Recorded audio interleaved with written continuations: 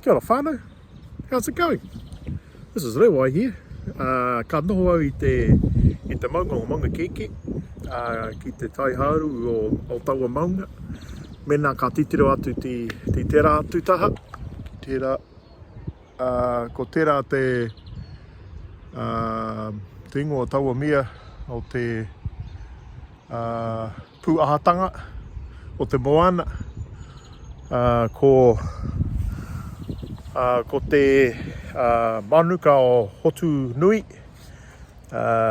It's the Hotu Nui's entrance to the Manuka Harbour. And I'm sitting here on the side of Maunga Keke. Whew! Just done a bit of a run from here, Hatamira over there, Royal Oak. And just staying up here in Auckland with to be soon in 90 days, my daughter-in-law Leah, and staying at their whare for the weekend and doing some plannings around the Māringatanga wedding, Tomo. And so I thought I'd get out for a bit of a run. I actually didn't realise this mountain was this close, so too much. Anyway, just a quick update. It's been a really busy week last week. We had Ngā Pouamarangi on Tuesday. No, we didn't have it on Tuesday. We actually had it on the weekend. We had a wānanga up here in Auckland, and I posted up some videos about those wānanga, some of the things that we learnt in relationship to marakai.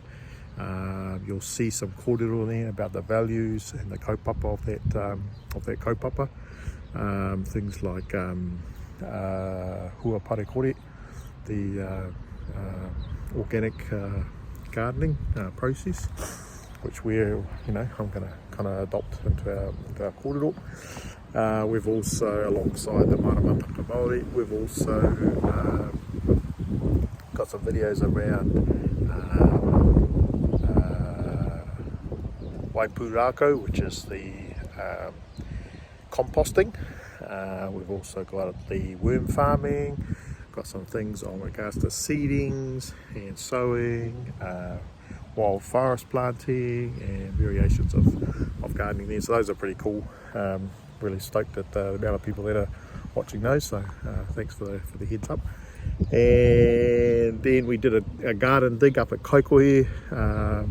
One of the whānau there asked us to help out, so again, as you know, we're doing Kautake Marakai backyard gardens in relationship to upping other people with their own marakai. Then I did a short video on some of the things that we've been doing in our own backyard, just to demonstrate he tauira mā koutou e mā taketake ana. It's an example for folk to watch in relationship to sowing, relationship to planting, and how I've done another series of planting in our backyard garden there. Caught up with a few folk in the church to see how they're going, been ringing around, visiting people, and then we had our prayer service on Friday morning with the pastors, as it's regularly do now, and then I was headed. It all caught up with me, and so Friday I just thought, oh man, I'm tired, so we ended up coming up to Auckland on the Saturday and spending the weekend here. Crashed out Saturday night, crashed yesterday, and I'm in a bit of a run today just to get the wind in my face and the sun in my face, and just enjoy the creation that God has created in the world around us. Hey, just a quick touch up too for our word on Monday today. In November, leading up to Advent series of Joy, Hope, Peace and Love, I'm going to be doing a small series on the Gospel of John, and in particular the passages around the I am statements, the big I am statements. I am the bread of life, I am the gate, I am the light of the world, I am the resurrection, and as Jesus' self-disclosing statements that he says about himself. And we're just going to have a look at what Jesus is doing in relationship to using that statement, but also the imagery that he brings behind it, because he's doing two things. He's connecting himself with the name of God in the Old Testament, so there's a direct association there. There's a connection between I am is Jesus, and the I am, the great I am that met Moses at the burning bush. And so there's a play that's happening there in association in regards to his identity. And then the imageries that he uses around those and the outworking of that imagery. So we're going to have a look at that over the next little while. But just doing a little bit of background, if you're going to prep yourself, and I know some of you already are, you're reading through the Gospel of John, can I encourage you also to have a look at John chapter 20, verses 30 to 31.